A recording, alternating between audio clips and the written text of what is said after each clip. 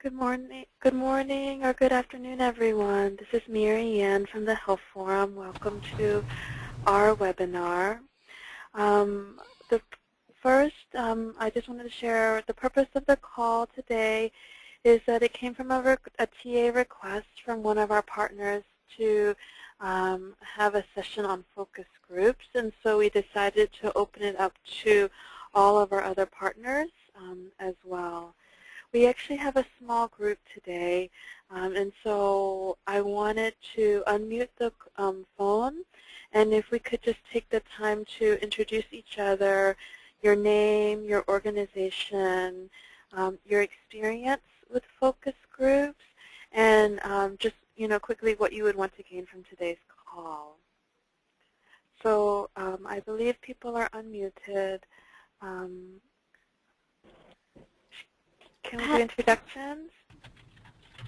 Sure. This is Ranjana Finkel from Asian Health Coalition, and I was interested in kind of learning more about what sort of information we want to kind of focus on when doing our ACA focus groups. I have had some experience in conducting focus groups with my other programs, my other community health programs, but I wasn't sure what I should be, asking our focus group participants, which we'll be probably talking to in May. Right now, we are thinking of just bringing in people who decided to walk away from the marketplace plans and kind of get a sense of why they walked away and what they felt was, and like if it was price, what they felt was an acceptable price, and what would make them choose a marketplace plan maybe next year. So I just didn't know if anybody had any insight into how we can go about doing this effectively. Thank you, Ranjana. And then also congratulations for everyone on the call. Ranjana is a Champions for Change for ACA. So we're very happy for that. And I know Helen is on also.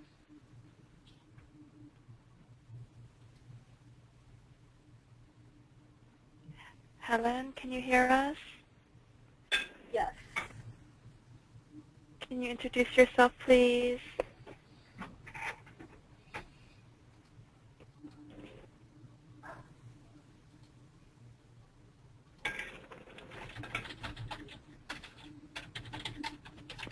Helen?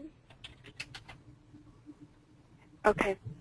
I guess we're having some trouble with Helen. So Helen Tran is on. Helen is from Asian Americans Advancing Justice, AAJC.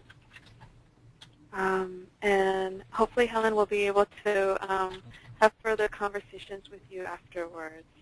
I know that Helen is doing a couple of focus groups at our upcoming ACA convening as well.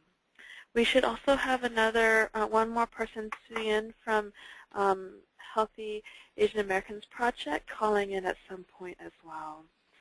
Okay, so I will transfer over to Winston.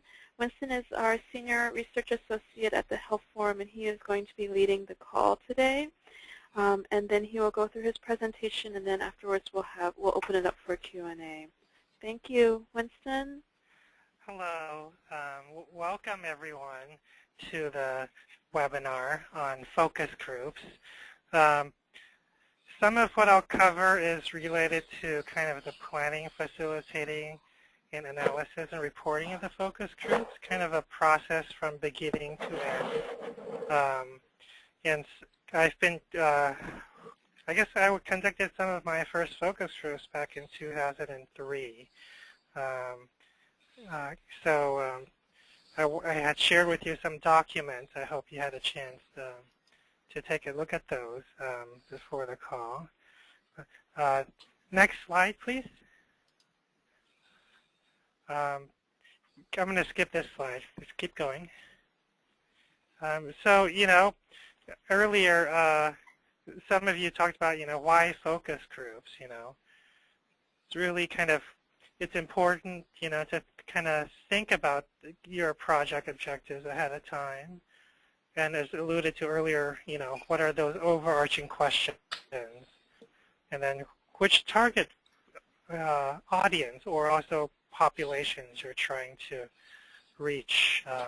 And also thinking backwards, in terms of what analysis do you anticipate or hope to accomplish, and kind of going backwards to develop the design. Next slide. Next slide, please. So,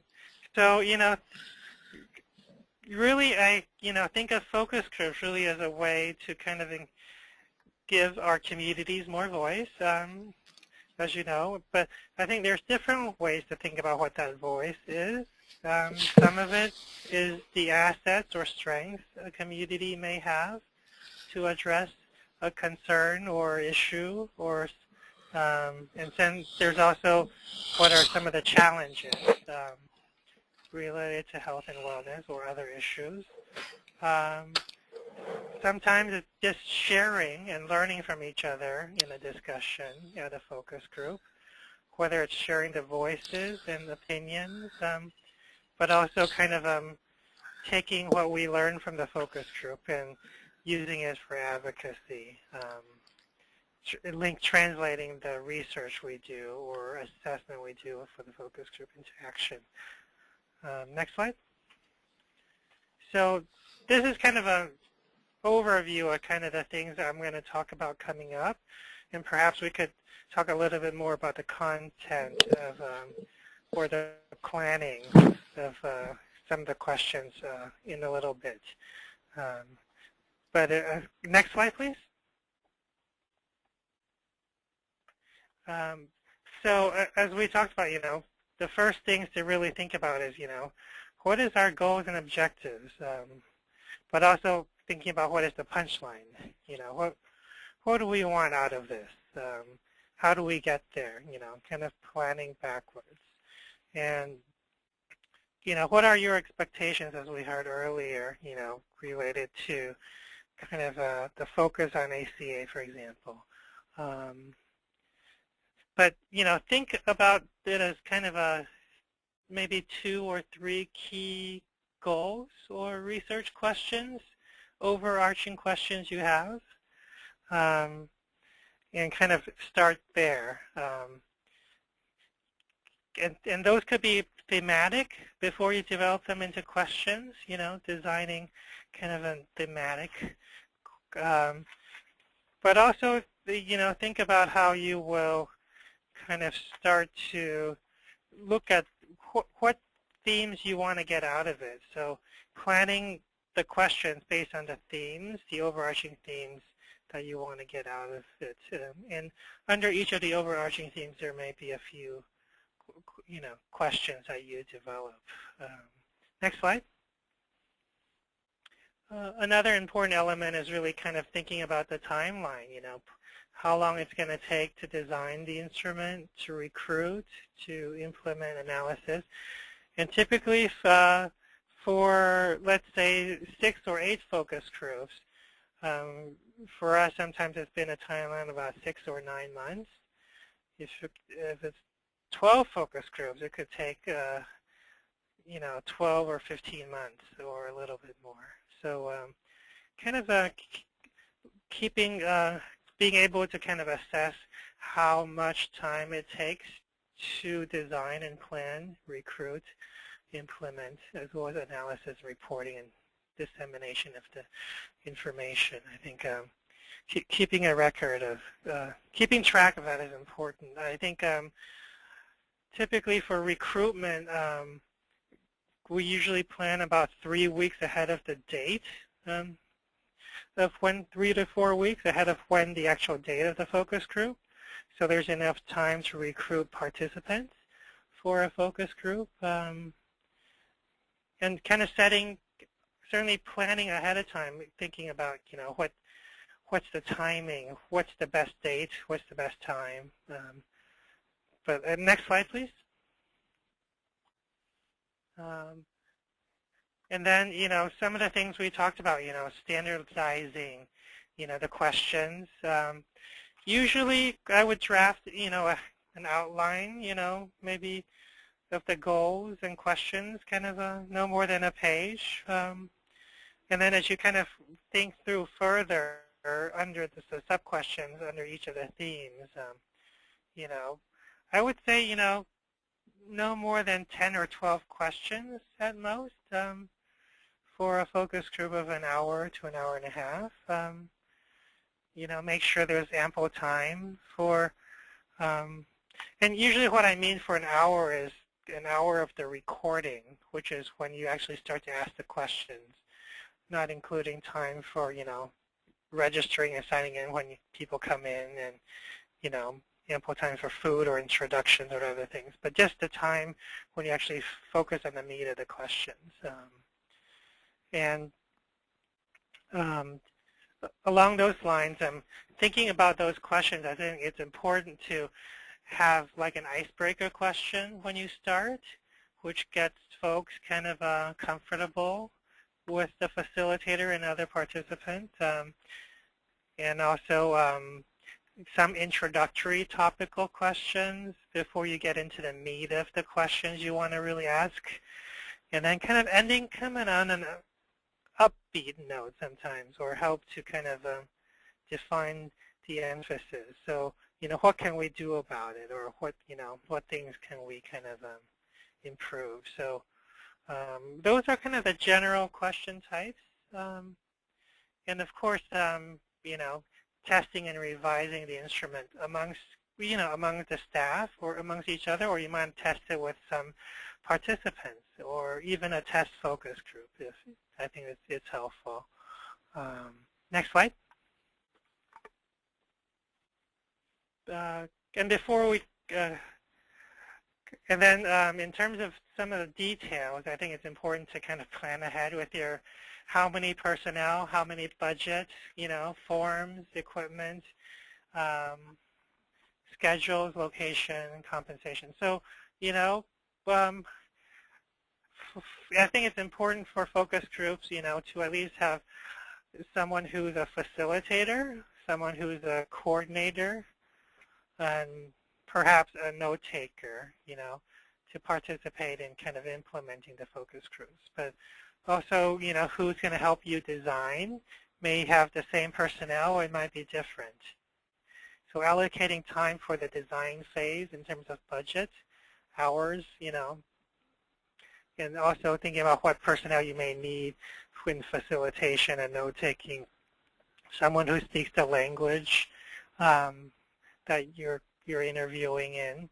Usually people in focus groups trust the person who, looks or like them and speaks the language they speak. And sometimes also gender considerations.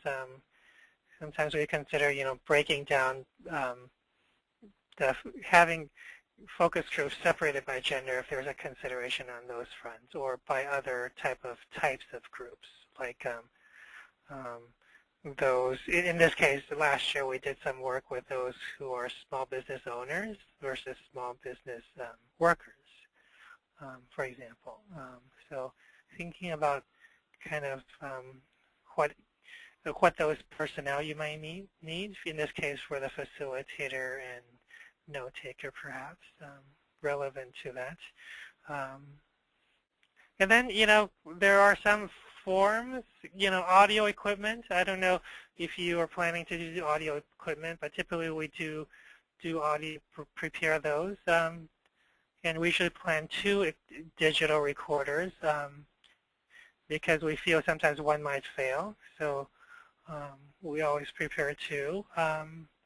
And some of the forms with the sign-in, there might be a mini demographic survey you want to do before your focus group, just to get a general profile of your focus group participants, tracking.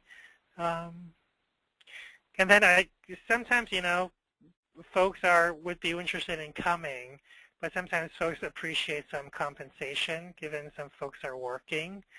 So sometimes it could be in kind. It doesn't always have to be dollars. Free food is a good incentive, but perhaps, there might be some organizational little, knickknacks you could share, that'd be nice as well. Next slide, please.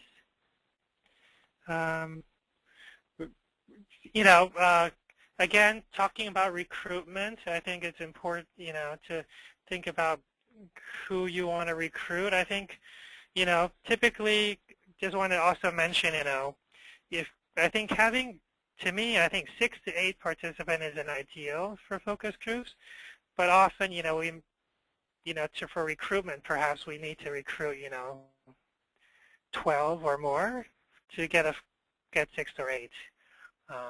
So, it really depends. But also kind of the reminder calls the day before helps. And sometimes people still don't show on the day. But doing everything you can to make sure you do enough to make them, help them to come. And obviously, if they trust you as an organization, that's a good start. And if you ask them that, and then just thinking about, parking if it's an issue for participants, or need help, there might be parents who need, daycare if they're coming, but also recruitment, depending on what you are. But, often the best way is just to, from your list of members of, that you serve, just calling them and kind of, that's easy. But sometimes other approaches could be putting it on a Craigslist or putting on a local newspaper or, through online listserv and other sources. But sometimes it's easier just, the warm calls for recruiting or the cold calls. Certainly it's easier if you already have a list of folks who you recruit. But if not, think creatively, and how you recruit them is important. I wanted to kind of briefly pause. I don't know if it's helpful to if folks had any questions so far on any of what I've mentioned. Thank you, Winston. And then I also know Suyan has called in as well. Suyan, could you unmute and introduce yourself to the group?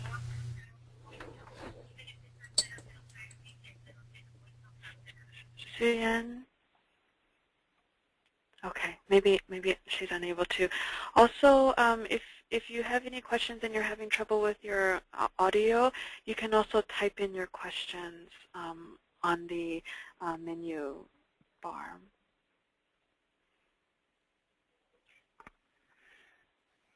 Okay. If not, then I'll just keep going, if that's okay. I think some of the things, next slide, please. Next I'm going to talk a little bit about the facilitation, and some of the main areas are listed here in bullet points, and I'm going to, I think it's important for me to build kind of the kind of helping them kind of getting a sense of who the participants are at the focus group when they walk in, and kind of having a chit chat or helping them sign in, telling them where the bathroom or where the food is, or getting them to fill in a brief demographic survey as they come in. I'm trying to assess who the talkers are and who's the ones who may be more quiet, and also kind of get them comfortable, kind of getting into the setting. And it's great to usually have a kind of a round table setting in the facilitation, and kind of so people are talking to each other, kind of organizing in that way. And then it's important at the end to have a debrief within 24 hours if you can with the facilitator, coordinator, note taker, to kind of quickly kind of get a summary, put up some summary notes from the debrief. That would be helpful about what are the main themes themes that came up during the class, but also some of the logistics for improving for the next focus group. So those are very important things. Sometimes these in language facilitation is a challenge, but keeping in mind, I've been in focus groups where there's 2 or 3 languages going on at the same time or more. Like there's in Filipino focus groups I participated in, there's Taglish, sometimes it's in English, Tagalog, but also other languages. Ilocano, and same with some of the South Asian focus groups I'm participating in.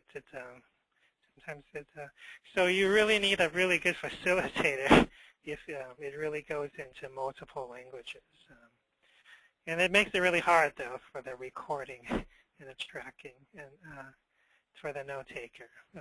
So keeping those in mind, sometimes it's easier to keep it simple in one language, but sometimes if you aren't able to do that, making sure you have the right personnel to really be able to do that. Next slide, please. Hello, Yes. Vincent? Yes. Yes, hi, this is Ranjana Paintel.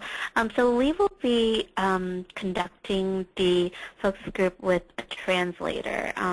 And so I will be actually conducting the focus group, and then we'll have one translator who speaks Bosnian. So do you have any suggestions for how I should be working with her? Like any, should I just give her all the questions beforehand and then she can translate right then, or should I just kind of,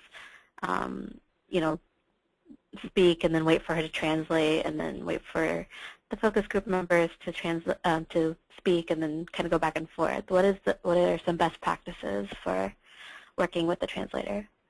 I think it's important to, plan ahead. So whatever materials you have that you're going to share at the focus group, to share everything with the interpreter ahead of time, Okay. and have her review it and go over it, and even kind of maybe go over a practice run with her or him, and kind of make sure she's well prepared.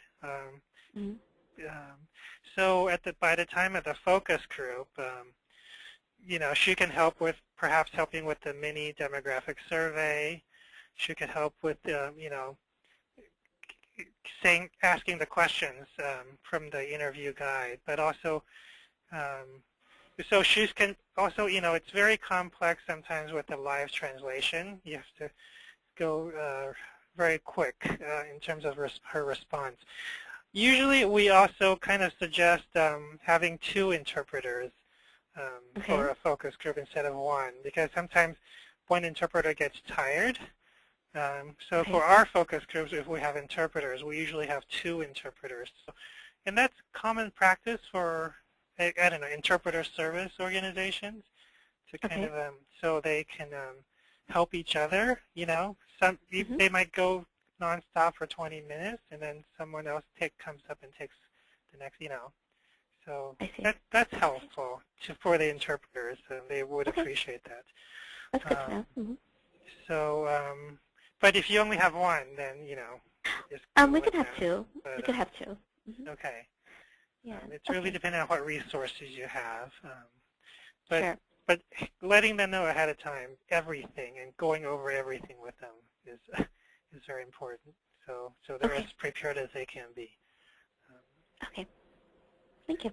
Sure. And I think, the conducting the session, I think some things are pretty basic, letting them know to turn off your cell phones, in the language, making sure, all the things in the introduction. You explain if you're going to do the recording or photography, explain how you'll be taking the notes, or introduce some of your staff that are present.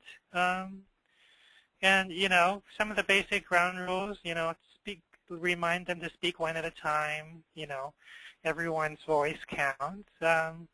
we're not going to, share their, personal identification information when we report on the results. And things like that, and kind of, let them know also, this will be very meaningful and helpful to our communities, and we can, that would be helpful for our efforts, our program efforts. And also, for each question, it's important also for the facilitator guidelines is to set a kind of a certain amount of time for each question you have. Say you have 60 minutes and you have 12 questions. At most, that's like 5 minutes a question. Kind of managing, be a good manager of the time. I know one may not always be able to, people start talking and maybe go in another direction. So you also have to be a manager to make sure they answer the question we want them to ask, to respond to, and to really control that. And also be objective, kind of stand, not try to kind of get them to kind of answer in a certain way, but just be as objective as you can when you ask the questions, not to direct them or guide them in a certain direction. Sometimes that would lead and I think it's across focus groups is important to also do that, to manage the focus groups, to be objective, and try not to lead them in any way. So it's consistent. So all the focus group facilitators across will lead to, consistent responses for the questions across all the focus groups. That's important. And sometimes you will need some prompts or probes, like, can you please explain a little bit more? What do you mean by that? Can you explain further? For those details sometimes we need. And I think it's also important to, next slide please.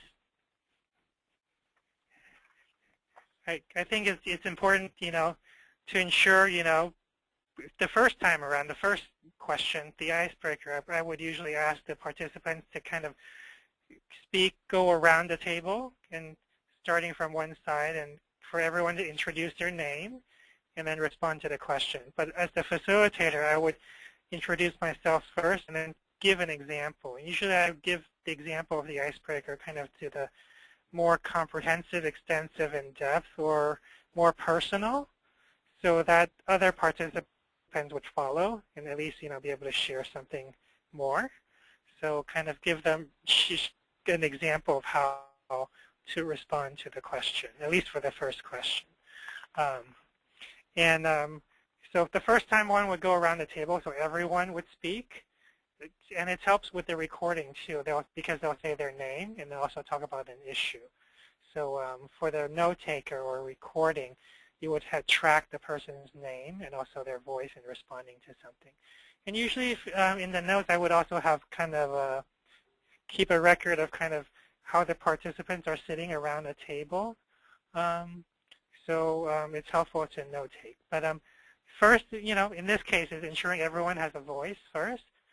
After that, maybe it's helpful just for folks to talk. But for every question, if there's 10 people, I want to make sure at least there's a majority, meaning 6 or 8 people speak. I realize not everyone may speak and respond to every question, but at least a majority of them, 6 to 8 out of 10, if at all possible. And if they don't speak, call on them. I think it's helpful to do that. And also, for talkers, for me, I like to kind of look the other way sometimes when the talker keeps talking, and then finding the right moment to say, oh, thank you, and then call on someone else right away to ask, what do you think about this? And then, be flexible to make changes midway.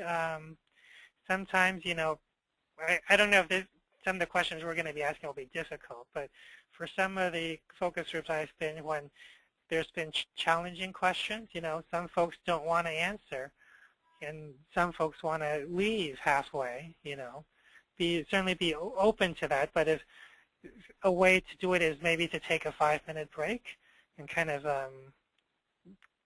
help the person, and escort the person to leave if they want to do that. Or sometimes, someone, I doubt for these focus groups, but someone is crying or something, maybe in talking, make sure the person is heard, but also try to warmly have others speak a little bit, or perhaps, take a break. So, be prepared, anything can happen with the focus groups. And next slide, please. In terms of recording, I think it's important to have things prepared ahead of time. I usually like to have a template of a summary note which talks about the description of the site and a narrative description of the participants and the major themes, and also the focus logistics. So a template so the note taker can in the debrief perhaps, take notes of what the facilitator, note taker, coordinator felt about this focus group. So right then and there after the focus group if you can,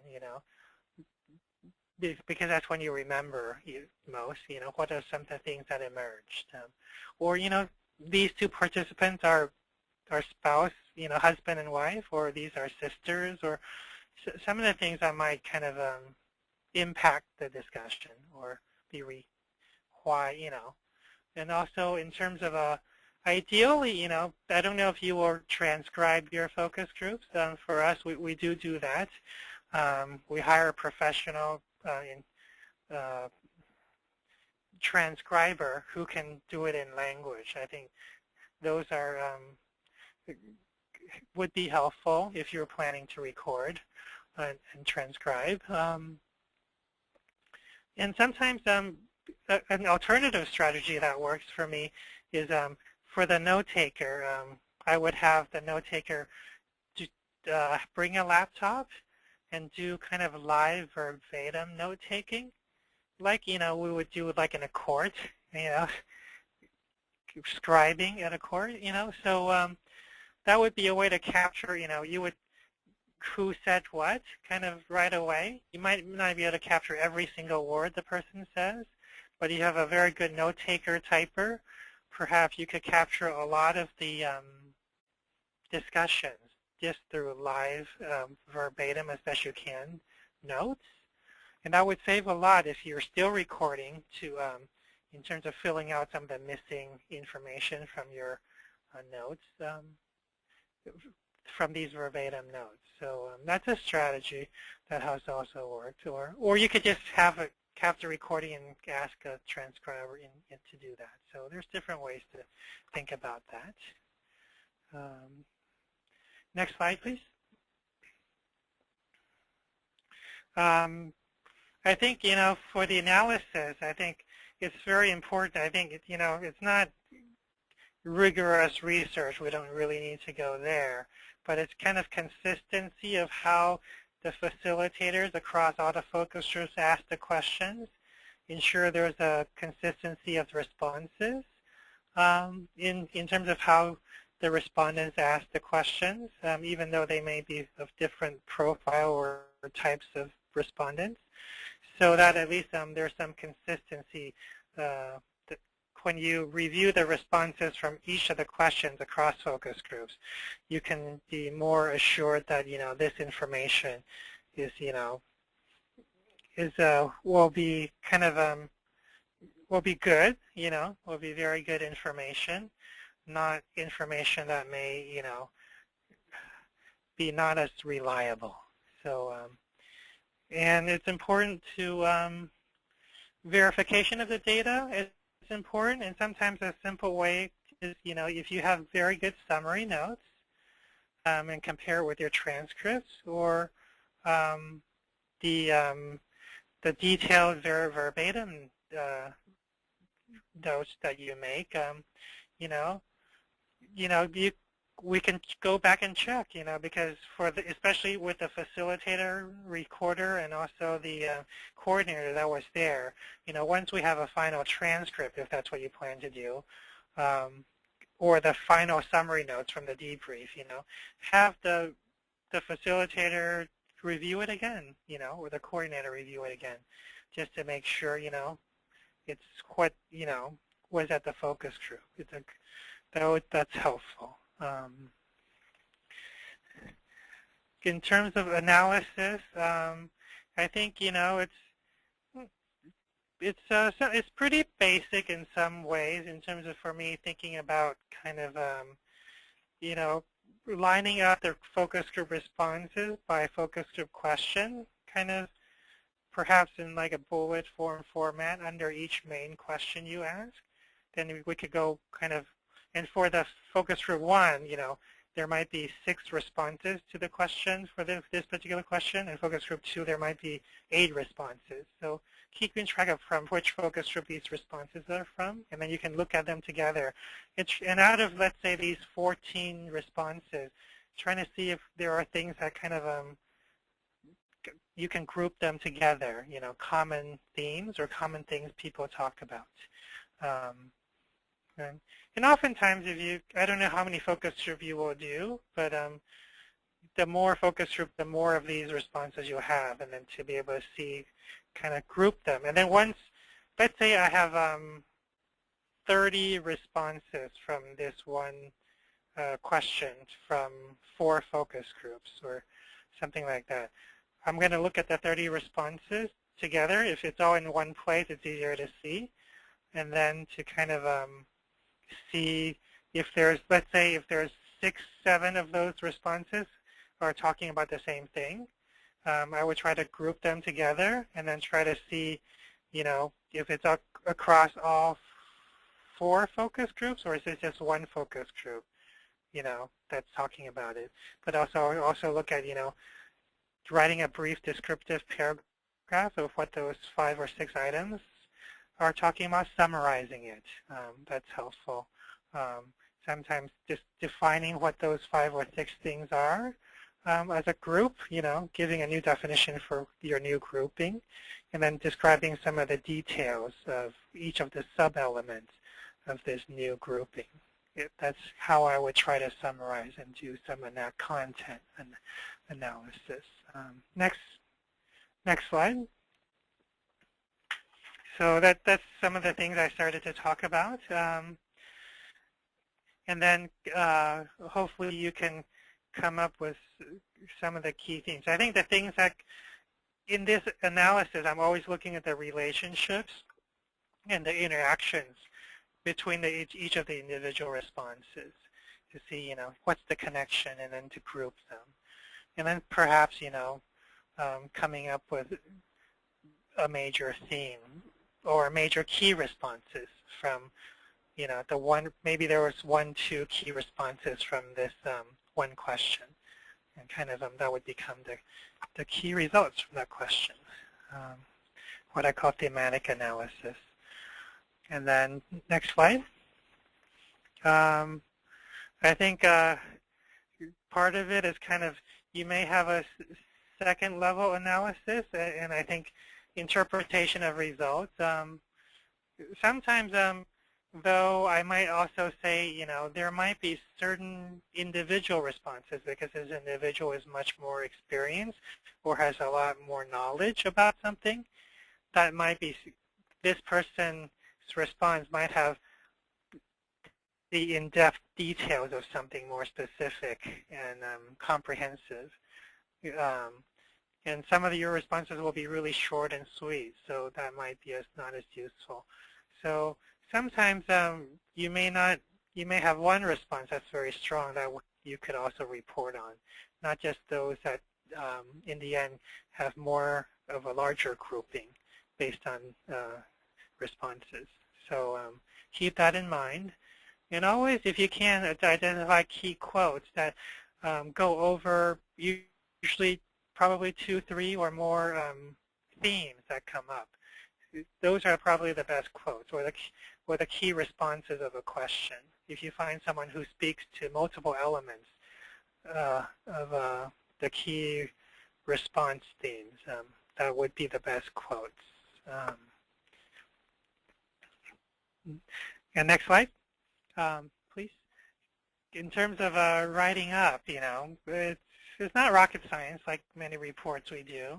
There's an executive summary, intro, methods, how you did the focus group, the protocol of how, who you targeted, how you recruited, your interview guide, key question themes you asked, and then results, and perhaps an appendix if you have your interview guide or your mini demographic survey, you could share. Or, and in the results, it's always helpful to have good quotes as part of, and usually I would break it down into usually 3 to 5 areas.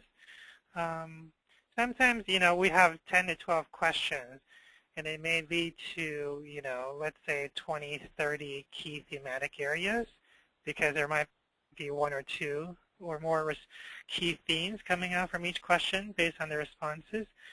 But having to then reinterpret and kind of reorganize, so you're reporting on kind of the 3 or 5 things. I think keeping it simple, but you're going to have to regroup those 20 to 30 themes into smaller categories. And I think it'll become more clear. It's an iterative process, definitely. And then it depends on what your report is for, who your target audience, or it's a, it's a fact sheet, or a data brief, which could be, 6 to 8 pages, or it's a larger report for your funder, or you might have more results you might want to publish somewhere. So it really depends. I wanted to stop there and ask if anyone had any questions before I give an example.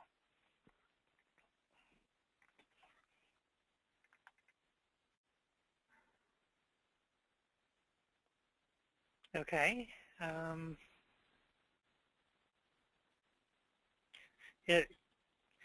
If not, I'm going to continue. The next slide, please. I gave an example of this was a project, of a project in California with a Latino community headed by a Latino serving organization. Wanted to conduct 12 focus groups on certain senior health priorities. Next slide, please. So, for example, a part of the project, they want for 6 focus groups. For example, I wanted to share a sample budget that was developed from a prior project. So, in the planning, thinking about how long it takes in terms of quantity, and then how much it costs. 8 hours a day is basically 1 day. If it's more, we indicate it. And for reviewing the instruments or developing the interview guide in different languages, to translation of the materials you need for the focus groups ahead of time, estimate some costs. And same with the implementation. If you need to recruit a coordinating organization to help with recruitment, how much would it cost per organization or site, and also some of the facility fees or food or costs for facilitators or recorders. And finally, with write-up, the cost for transcriptions, the cost if you wanted to do a marketing analysis, and with how many team members drafting a report and dealing another, photocopy. So keeping tracking some of the totals for a budget. Next slide, please. Also thinking about a timeline in this case, for a 12 focus group timeline, for one project we budgeted 18 months from beginning to end. In this case, there was a human subjects research development, and maybe that that's not always needed in the community, but sometimes if you have an academic partner, you can always inquire and work with them. It doesn't take too much time. A lot of this work is related to quality improvement, if that's what you're doing or what we're doing. It often can get a human subject exemption if you go through the human subjects process, which may not take very long. And then you would be allowed, be able to publish in peer review publications if that is something you would like to do. Just wanted to add that there. But ensuring there's enough time for developing your materials, recruitment. I would not try to hold more than 2 focus groups in a day, but it's easier to actually break them down into maybe 1 focus group a week or 2 focus groups a week. Ensure there's enough time for recruitment. The more time you can, but it really depends on your timeline, on what's the best you can do for that. And along the same veins with implementation and then data analysis, interpretation sometimes, depending on the amount of analysis you will do. And then the reporting. Next slide, please. And then just thinking a little bit about, coming up with a table for your focus group sample, designing, planning ahead, planning when you will do that, but also at the end when you report, you'll give a table on, how you conducted the focus groups, which focus groups, where, by what ethnicity, where were the sites of the focus groups, how many participants, and when. It's a good summary. Planning ahead, but also afterwards in the reporting is helpful. Next slide. And then, reporting. These are some of the major themes in this focus group that they wanted to know about. The impact of health reform, impact on long-term care preferences, and so on. So coming up with a set of key areas that you want to ask questions about in terms of filling your question, and then your results will likely, be responsive to these key areas. And some of the things might not rise up to the top in your results, as you interpret your results and also report on them. Perhaps maybe, issues of language and cultural access might rise up more. And then something related to family and social support might rise up more, and then some of these others didn't rise up. So it really depends on the results in terms of the responses and then leading to the results. Next slide, please. I wanted to share with you an example of a facilitator checklist for recruitment and scheduling and on the day of the focus group. You can take a look at it in your free time. And I also wanted to share a facilitator.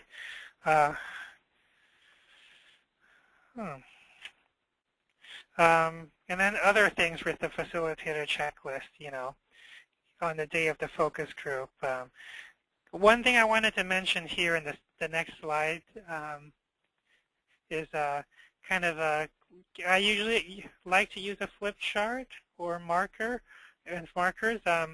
I like to write the questions on a flip chart, individual questions, and flip as we go. So let's say question 1 is written, and it's kind of behind me as a facilitator. So I'm speaking, I'm asking the question, but then they can also, the participants can also look at the question behind me anytime, so I don't have to repeat the question. But it's really up to you, how you would like to do it. But that's one way that's been useful for me.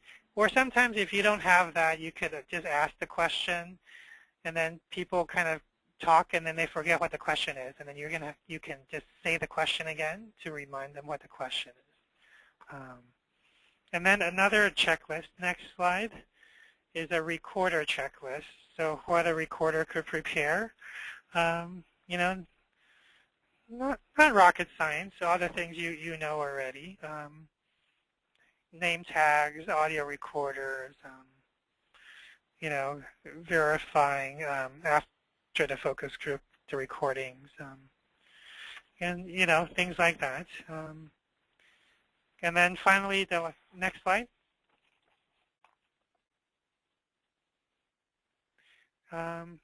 You know, where do you plan to share the results? You know, there could be a variety of areas, places. So plan ahead, because that's going to help you with writing, you know, producing the documents, or that will be helpful to you. But also in actually developing your interview questions when you start, depending on your target audience, kind of tailoring questions even ahead of time, just as you would tailor the results, how you would report the results to target audience.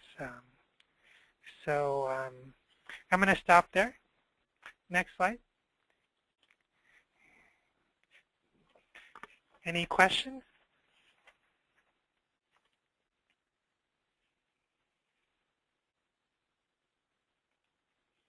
And then certainly open for discussion as well.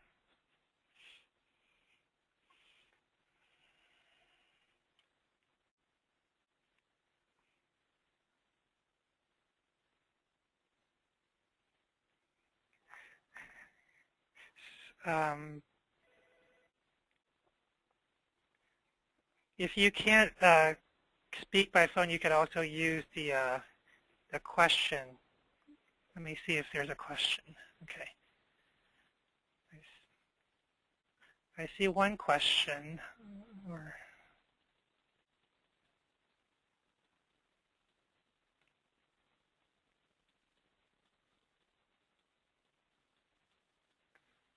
So it says,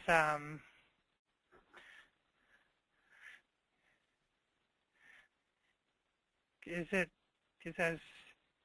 it possible to give us some guidance on what sort of questions to ask our focus group participants? We have a specific focus group we will be targeting, and we have some questions that we would like to ask.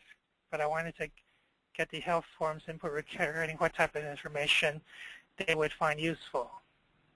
So that was the question. I know we've had some, from last year, we worked on some focus groups related to before the implementation about some focus groups to small businesses regarding what they think about the Affordable Care Act. And we're also working on some follow-up to the recent focus group, the ACA implementation, to ask certain folks about what they think about the process from last year to this year. So I can kind of work with my research team and see if we could share the questions with you. Any other questions?